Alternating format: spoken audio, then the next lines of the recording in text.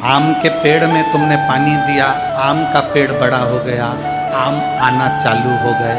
तुम जिंदा हो तब भी वो आम दे रहा है, तुम मर गए तब भी वो आम दे रहा है। तुम्हारे आगे वाले भी जो आए थे अवस्था निकाल कर चले गए। आम का पेड़ आज भी है जिसमें तुमने पानी दिया था। आम का पेड़ आम देता रहा, छाया देता रहा। उसी तरह तुमने अगर एक लोटा जल शंकर जी के मंदिर में जाकर चढ़ाना चालू करा है तो तुम्हारा वो जल 71 पीढ़ी तक काम आता है, भले तुम चले जाओ।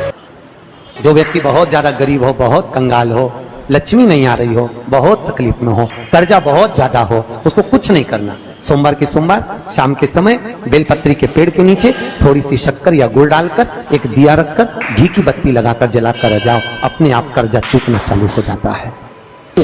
शिव महापुराण की कथा कहती है रविवार को अगर लोटा भरकर शिव को समर्पित करा जाता है तो घर में तेज लक्ष्मी प्राप्त होती है। क्या मिलती है? तेज लक्ष्मी जी पर, जिसके मंदिर में, जिसके देवी देवता पर अगर पुष्प को उल्टा रख दिया जाए तो जितने शुभ कार्य हमारे घर में होने वाले रहते हैं वो सारे टलते चले जाते हैं। आज की जगह कल, कल की जगह परसों, परसों की जगह नरसों, नरसों की जगह खरसों। तुम करके देखना, अपने आप शुभ कार्य टलेंगे। केवल 3 उंगली में चंदन लगा के यूं लपेट दिया वो त्रिपुंड नहीं है। 2 उंगली में चंदन, बीच की 2 उंगली में चंदन लगाया, शिव जी को लगाया, फिर इस उंगली में चंदन लगा के नीचे की एक लाइन खींची, तब त्रिपुंड का एक आनंद शिव जी का। एक बात बहुत ध्यान रखना, कभी भी शंकर के मंदिर में जाओ, शिव जी का पूजन कर कर जब वापिस आओ तो शंकर भगवान के मंदिर में जो बाहर नंदी बैठता है उसके कानों में ओम नमः शिवाय बोलकर अपने मन की कामना उसके कानों में बोलकर आप आ जाइए, आपकी कामना 3 महीने में पूरी। जिनके घर में शंकर जी का शिवलिंग है, निवेदन है सारे भगवान का आप स्नान कराकर जल तुलसी में डाल सकते हो, और शंकर जी का चढ़ा हुआ जल कभी भी तुलसी में मत डालना। शिव मंदिर में जाकर एक लोटा जल चढ़ाने का प्रयास करो। लोटा भर के जल नहीं हो तो 3 बार ताली बजा दिया करो। ये भी नहीं बन सके तो बम बम भोले, और ये भी ना हो सके तो शिखर का दर्शन कर लिया करो। ये भी ना बन सके घर बैठकर श्री शिवाय नमस्तुभ्यम बोल लिया। शिव महापुराण में 3 बातें बताई गई हैं बड़ी सुंदर, व्यक्ति को आगे बढ़ने के। अगर जिंदगी में आपको आगे बढ़ना है तो 3 चीजें सुखी रहने के लिए बताई गई। पहला, शुक्राना करना। पहले नंबर पर है धन्यवाद देना, शुक्राना करना, शुक्रिया करना। जिसने जिंदगी में शुक्राना करना सीख लिया, धन्यवाद देना सीख लिया, समझ लो उसका सुखी जीवन प्रारंभ हो गया।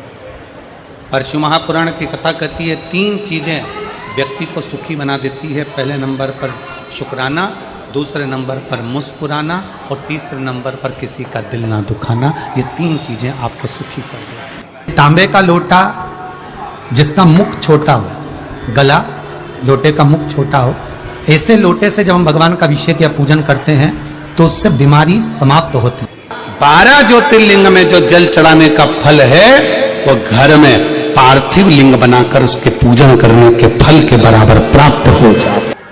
महीने में एक बार पानी के लोटे में, जल के पात्र में थोड़ा सा दूध डालकर, 5 काली मिर्ची डालकर शंकर को समर्पित करते रहो तो जिंदगी में कभी घर के अंदर कोई बड़ी बीमारी प्रवेश नहीं कर सकती, कभी जिंदगी में नहीं।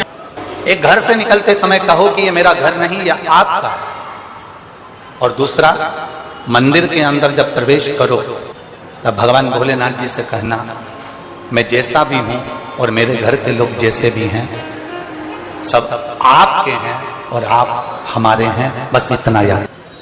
बुधवार के दिन अगर अष्टमी पड़ जाए तो ऐसी कोई बीमारी नहीं जिसका इलाज ना हो पाए। हरा मूंग की कटोरी भर लो, उस पर गुड़ की एक थोड़ी गुड़ की बट्टी उस पर रखो, 5 बेलपत्र रख लो, और जिस व्यक्ति को बहुत भारी बीमारी है, कैंसर जैसा रोग भी है, किडनी, लीवर जो भी उसके खराब हो रहे हैं, कोई तकलीफ है, बस वो कटोरी में मूंग लेकर उसमें गुड़ की खोड़ी रखकर 5 बेलपत्र रखकर 21 बार शरीर पर से उतार कर महाराज सीधे हाथ में रखकर अष्टमी तिथि के दिन, बुधवार के दिन जो भी आ रही है, बहुत समय के बाद पड़ रही है, गणेश जी के मंदिर में पहुंचा दीजिए। गणेश जी के मंदिर में पहुंचाएं।